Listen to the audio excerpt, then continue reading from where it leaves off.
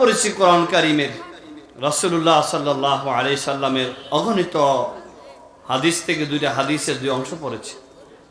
কোরআন এবং হাদিসের আলোকে আল্লাহ তাআলা যারা রাসূলুল্লাহ সাল্লাল্লাহু আলাইহি ওয়াসাল্লামের থেকে প্রাপ্ত ইলমের তথা ওয়ারাসাতুল আম্বিয়া নবীর উত্তরাধিকারী হয়ে কোরআন এবং সুন্নাহর জ্ঞান আমাদের মাঝে বিতরণ করেন, তাদের মর্যাদা, তাদের গুরুত্ব আল্লাহ এবং রাসূলের কাছে কতটুকু? আল্লাহ একজন আলেমের মর্যাদা কতটুকু দিয়েছেন, রাসূলুল্লাহ সাল্লাল্লাহু আলাইহি ওয়াসাল্লাম একজন আলেমের মর্যাদা গুরুত্ব কতটুকু দিয়েছেন? আল্লাহ কোরআনে বলেন, যারা ঈমানদার আমি আল্লাহ তাদের পদমর্যাদা বাড়াবো, যারা আলিম তাদের পদমর্যাদা আমি আল্লাহ তাআলা অগণিত অসংখ্য তাদেরকে আমি আল্লাহ মর্যাদাবান বানাবো। কোরআনে আল্লাহ পাক বলেন, ইয়ারফাইল্লাহুল্লাযীনা আমানু মিনকুম ওয়াল্লাযীনা উতুল ইলমা দারাজাত। একজন আলেমের মর্যাদা এবং সম্মান, আল্লাহ বলেন পৃথিবীতে যত শ্রেণীর মানুষ আছে তার মধ্যে সবচেয়ে বেশি আল্লাহকে ভয় করে আলেমরা। যাদের ভিতরে ইলম আছে, কোরআন এবং সুন্নাহ আছে, ওই মানুষগুলো আল্লাহ তাআলাকে সবচেয়ে বেশি ভয় করে। আল্লাহ কোরআনে বলেন, ইন্নামা ইয়াখশাল্লাহ মিন ইবাদিহিল উলামা। আমি আল্লাহকে যারা বেশি ভয় করে তারা হলো উলামায়ে কেরাম। এই আয়াতের আরেকটা কেরাত আছে, সেটা হলো ইন্নামা ইয়াখশাল্লাহু মিন ইবাদিহিল উলামা। তখন এর অর্থ হবে আল্লাহ তাআলা আলেমদেরকে সম্মান করেন। কে করেন সম্মান? বলেন, আলেমদেরকে সম্মান করেন কে? আল্লাহ। একজন আলেমের মর্যাদা সম্মান আল্লাহর কাছে অপরিসীম। একজন আলেম যদি আল্লাহকে ভয় করে, আল্লাহ দেওয়া স্বীকৃতি, তাহলে সে মানুষটা জান্নাতি। সে মানুষটা কি বলেন? জান্নাতি। আমি বলছি না, কোরআন কারীম আল্লাহ পাক বলেন, ও আম্মা মান খাফা মাকামা রাব্বিহি ওয়া নাহান নাফসা আনিল হাওয়া ফাইন্নাল জান্নাতা হিয়াল মাওয়া। যারা এই কথার এই ভয়ে প্রকম্পিত থাকে যে আমি আল্লাহর সামনে কিয়ামতের দিন দাঁড়াবো। আচ্ছা, আমরা এখানে যারা আছি আল্লাহর সামনে কি দাঁড়াবো না? কথা বলেন, আল্লাহর সামনে কি দাঁড়াবো না? আল্লাহ পাক বলেন আল্লাহর সামনে দাঁড়াতে হবে এই ভয়ে। ওয়ানাহান নাফসা আনিল হাওয়া, নিজের প্রবৃত্তিকে, মনকে, সেই তার মনের প্রবৃত্তিকে, মনের ইচ্ছা এবং চাহিদা পূরণ করে না, নিজেকে বারণ করে। আল্লাহ পাক বলেন হ্যাঁ, তার জন্য জান্নাত হলো ঠিকানা। জান্নাত কি বলেন? ঠিকানা। একজন আলেমকে আল্লাহ তাআলা জান্নাত হিসেবে স্বীকৃতি দিন।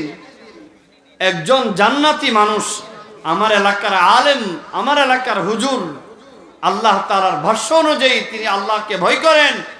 আর যে ব্যক্তি আল্লাহকে ভয় করে সে ব্যক্তি জান্নাতি। সে ব্যক্তি কি বলে? কথা বলে, সে ব্যক্তি কি? জান্নাতি।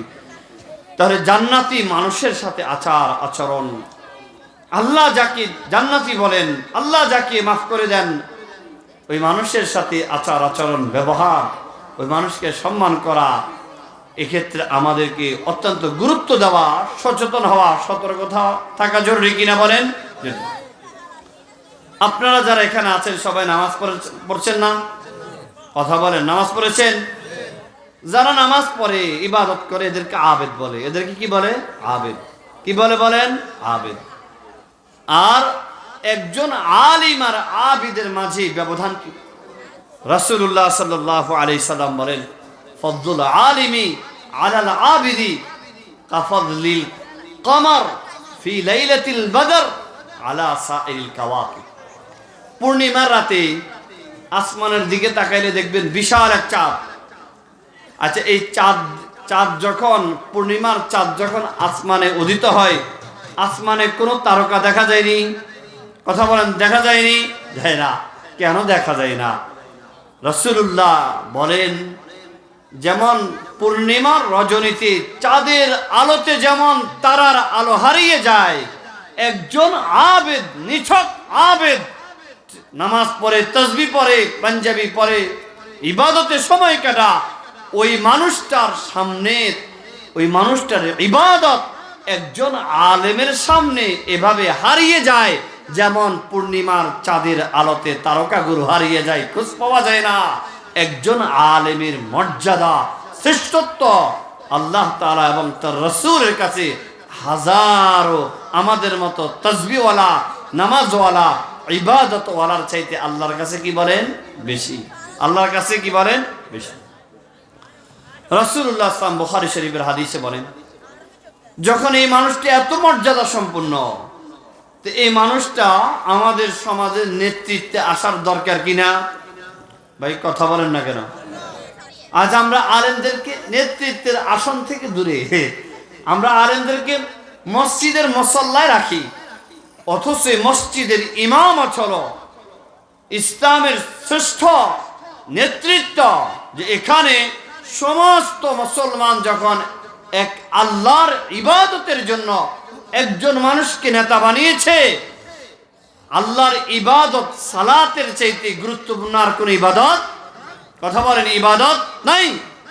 তুমি যখন তোমার গুরুত্বপূর্ণ ইবাদতে এই মানুষটাকে সর্বশ্রেষ্ঠ মনে করে তাকে নেতা বানিয়ে নেতৃত্ব দিয়ে আল্লাহর মহান সালাত ইবাদত আদায় করেছ, তো এই গুরুত্বপূর্ণ আমলের পরে যে আমলগুলো তোমার আছে, সমাজ পরিচালনা, রাষ্ট্র পরিচালনা, কাজা বিচার ব্যবস্থা পরিচালনা, পররাষ্ট্র মন্ত্রণালয় পরিচালনা, ইকোনমিক অর্থনীতি পরিচালনা, পলিটিক্যাল রাজনীতি ইত্যাদি সবগুলো পরিচালনার দায়িত্ব এই আলেমরা যোগ্য নাকি অযোগ্য? কথা বলেন, যোগ্য নাকি অযোগ্য? আজকে আমরা সেকুলার মুসলমান, খুব খেয়াল করে কথা শুনেন, সেকুলার মুসলমান। আমরা সেকুলার মুসলমান বুঝেন? আজকে আমাদের বাংলাদেশের সংবিধানের মূল ভিত্তি হলো চারটা। কয়টা? কথা বলে না, কয়টা? চারটা। কয়টা? আরে ভাই, আপনার ঈমানকে রক্ষা করার জন্য আর শুধু মসজিদ, শুধু রোজা, যাকাত আর হজ, এটা শুধু ঈমানকে রক্ষা করবে না, আপনার পুরো দিন রাসূলুল্লাহ যে দিন নিয়ে আসছেন, লা ইলাহা ইল্লাল্লাহর দাওয়াত দিয়ে শুরু করেছেন। মক্কা এবং মদিনাতে ইসলামিক স্টেট, ইসলামিক একটা শাসন ব্যবস্থা তিনি প্রতিষ্ঠিত করে আল্লাহর পক্ষ থেকে যে ঘোষণা পেয়েছে, আল ইয়াউমা আকমালতু লাকুম দীনাকুম ওয়া আতমামতু আলাইকুম নি'মাতি ওয়া রাদিতু লাকুমুল ইসলাম দীনা, এই ঘোষণা যখন পেয়েছেন, তো আল্লাহর পক্ষ থেকে পরিপূর্ণ দ্বীনের স্বীকৃতি যখন তিনি পেয়েছেন, আসমানের দিকে লক্ষাধিক সাহাবীকে সামনে রেখে সর্বোচ্চ দিনে আরাফার ময়দানে সর্বোত্তম জায়গাতে, সর্বোত্তম দিনে সবচেয়ে গুরুত্বপূর্ণ দিন হজের দিনে আসমানের দিকে মাথা উঠিয়ে বললেন, ইয়া রব্বি বাল্লাগতু রিসালা, হে আল্লাহ, আপনি যে দায়িত্ব আমাকে দিয়েছেন ইসলামকে প্রত্যেকটা মানুষের জীবনে প্রত্যেকটা পদে পদে প্রতিষ্ঠিত করা, আজকে আমি তা করতে পেরেছি। আমার সাহাবীরা সাক্ষ্য দিয়েছে, আল্লাহুম্মা শাহাদ, হে আল্লাহ আপনিও সাক্ষ্য থাকেন। এই ধর্ম, যে ধর্ম রাসূলুল্লাহ লা ইলাহা ইল্লাল্লাহ থেকে শুরু করে একদম রাষ্ট্র পরিচালনা পর্যন্ত রাসূলুল্লাহ প্রতিষ্ঠিত করে দিয়েছেন, এমন ইসলাম পালন করার নাম হলো মুসলমান। কথা বলেন, এমন ইসলাম পালন করার নাম কি বলেন?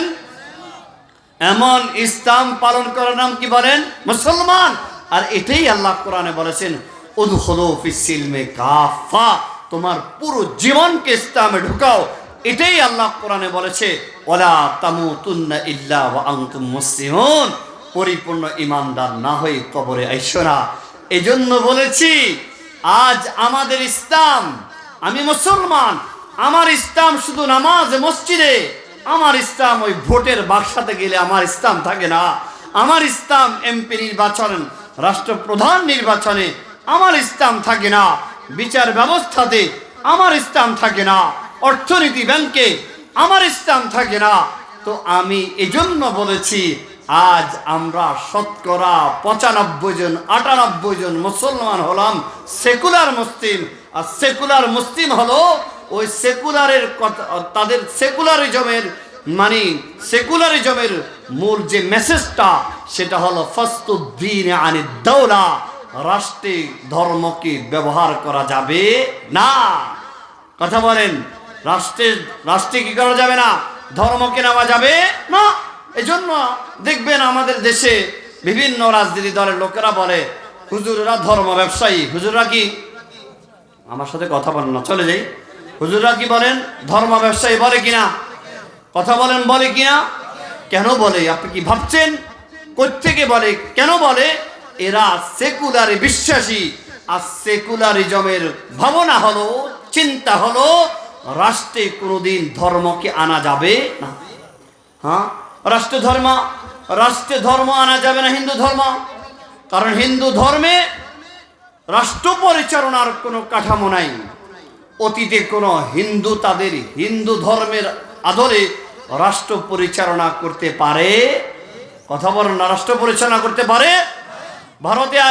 ভারত পৃথিবীর বৃহত্তম হিন্দু রাষ্ট্র। ভারতের সংবিধান তাদের কোনো ধর্মীয় গ্রন্থ নয়। কথা বলেন না, ধর্মীয় গ্রন্থ নয়। আমেরিকা, ফ্রান্স, ব্রিটেন, সেখানে যান, তাদের বাইবেল আসমানি কিতাব, তারা এটাকে বলে বিকৃত। তাদের ধর্মীয় কিতাব দিয়ে তারা রাষ্ট্র পরিচালনা করে না। ইসরায়েল পৃথিবীর একমাত্র ইহুদি রাষ্ট্র, সেখানে যান, সেখানে তারা তাদের ধর্মীয় গ্রন্থ দিয়ে রাষ্ট্র পরিচালনা করে না। যান আপনি চাইনাতে, চীনে, পৃথিবীর সবচেয়ে মানে সর্বাধিক সংখ্যাগরিষ্ঠ মুসলিম মানে চীনা বৌদ্ধ ধর্ম, সেখানেও তাদের রাষ্ট্রের যে পরিচালনার নীতি, সংবিধান কোনো বৌদ্ধ ধর্মের না। বুঝতে পারে নাই কেন? তাদের রাষ্ট্রের তাদের মানে ধর্মীয় গ্রন্থে রাষ্ট্র পরিচালনার কোনো কাঠামো পরিপূর্ণভাবে নাই। এবং অতীতে কোনো হিন্দু, কোনো খ্রিস্টান, কোনো ইহুদি, কোনো বৌদ্ধ, এই সমস্ত ধর্মের মানুষগুলো তাদের ধর্মীয় গ্রন্থে এবং তাদের ধর্মের যিনি বার্তাবাহক তার আদর্শের আলোকে রাষ্ট্র পরিচালনার কোনো ইতিহাস তাদের সামনে নাই। কিন্তু মুসলমান, তাদের নবী স্বয়ং তিনি রাষ্ট্রপ্রধান ছিলেন এবং নবীর পরে যিনি খলিফাতুর রাসূল হয়েছেন আবু বকর রাদিয়াল্লাহু আনহু, তিনিও একজন আদর্শ রাষ্ট্রনায়ক ছিলেন। এরপর হযরত ওমর রাদিয়াল্লাহু আনহু, হযরত আলী, ওসমান রাদিয়াল্লাহু আনহু, এরপরে খোলাফায়ে বনি উমাইয়া, খোলাফায়ে তার বনু আব্বাসিয়া, বনু উমাইয়া, এদিকে স্পেনে, এদিকে ভারতে, আবার আমাদের ওসমানী যে সাম্রাজ্য, সবটুকু মুসলমানেরা ইসলামকে সামনে রেখে, কোরআনকে সামনে রেখে, মুহাম্মদুর রাসূলুল্লাহ সাল্লাল্লাহু আলাইহি ওয়াসাল্লামের আদর্শকে সামনে রেখে রাষ্ট্র পরিচালনা করেছে। তাহলে আমরা বলতে পারি, যারা বলে ধর্ম নিয়ে রাজনীতি করা যাবে না, ধর্ম ব্যবসায়ী হুজুরদেরকে বলা হয়, তারা কি চায়? যে তারা চায় রাষ্ট্রে যেন কোনোদিন ধর্ম আসতে না পারে। কারণ তারা জানে হিন্দু ধর্ম রাষ্ট্রে কোনোদিন আসবে না, খ্রিস্ট ধর্ম রাষ্ট্রে কোনোদিন আসবে না, ইহুদি ধর্ম রাষ্ট্রে কোনোদিন আসবে না, বৌদ্ধ ধর্ম রাষ্ট্রে কোনোদিন আসবে না।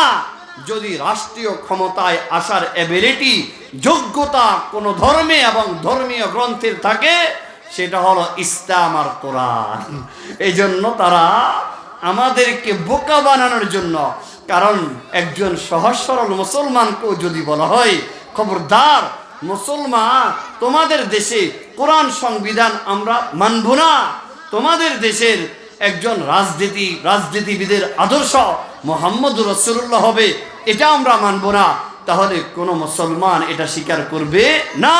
এজন্য ব্যাপকভাবে, স্পষ্টভাবে এরা বলে যে ধর্ম নিয়ে রাজনীতি চলবে না, ধর্মে রাজনৈতিক ব্যবসা চলবে না।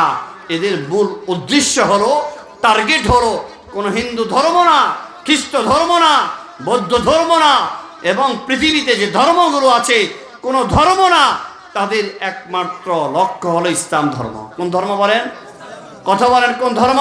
ইসলাম ধর্ম। এই জন্য আমার ভাইরা, ইমান আর ঈমান তো বিশ্বাসের নাম, ইসলাম হলো আমলের নাম। আমি যদি আমার ব্যক্তিগত জীবন থেকে নিয়ে রাষ্ট্রীয় জীবন পর্যন্ত ইসলামকে বাস্তবায়ন করতে না পারি, আলেমদেরকে নেতা না বানাই, আলেমকে মসজিদে যেমন নেতা বানাই, সমাজ যদি নেতৃত্বের আসনে ইমামদেরকে আলেমদেরকে না দেই, তাহলে আজ আমাদের ওই অতীতে যেমন বিপদ গেছে এবং এখনো যেমন বিপদে আছি, ভবিষ্যতেও কি হবে না, বিপদ আমাদের যাবে না। হযরতে মুহাম্মদ রাসূলুল্লাহ বলেন, হে আমার উম্মত, ইন্না বানি ইসরাঈল তাসুসুহুমুল আম্বিয়া, বনি ইসরাঈলের যারা নবী তারা নেতৃত্ব দিত উম্মতের, তারা তাদের উম্মতকে পরিচালনা করত। তাদের সিয়াসত অর্থাৎ বনি ইসরাঈলের যারা, তাদের রাজনীতি ছিল নবীর রাজনীতি। তারা নবীর রাজনীতি করতেন, নবীকে নেতা বানাতেন।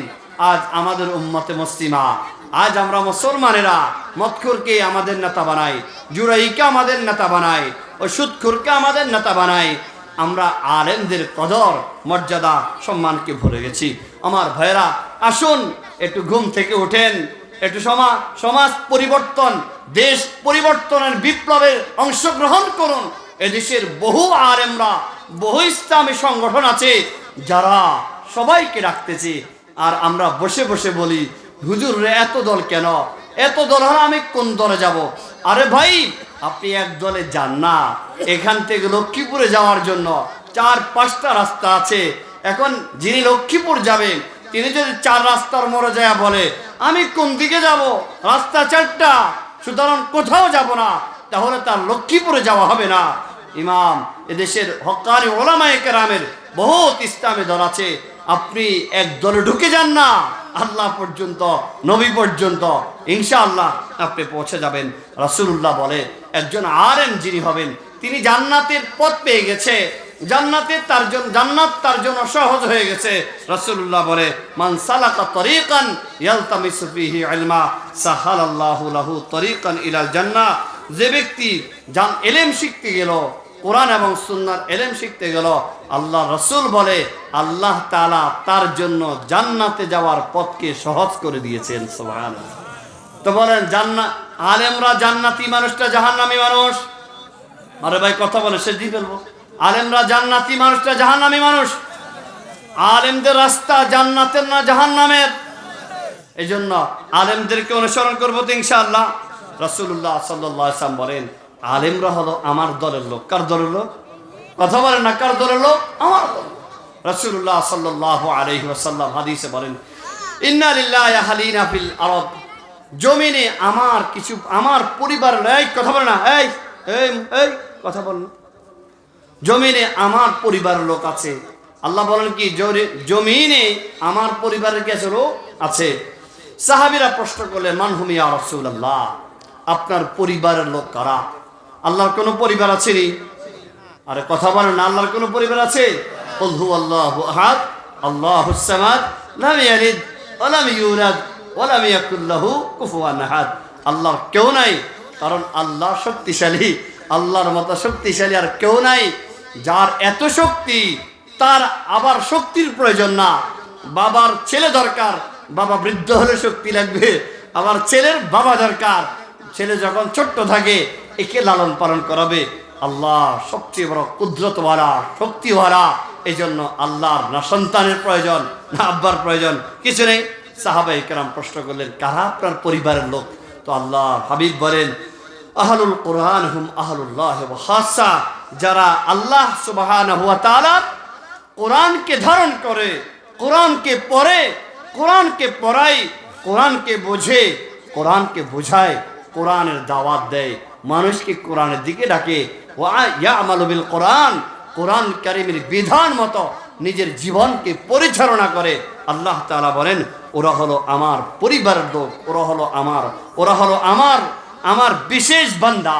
কিয়ামতের দিন আল্লাহ যাদেরকে ডাকবেন, আইনা আহলি ওয়া খাসাতি, কোথায় আমার পরিবার লোক তোমরা, কোথায় আমার বিশেষ বান্দারা? আল ইয়াউমা উযিল্লুকুম ফি যিল্লি, আমি আল্লাহ আজকে তোমাদেরকে আমার আরশে আজিমের নিচে ছায়া দিব। যারা আলেম, তাদের কথা প্রতিনিয়ত আসমানে আলোচনা হয়। কোথায়? আর কথা বলেন কোথায়? সুনানে বাইহাকি শরীফের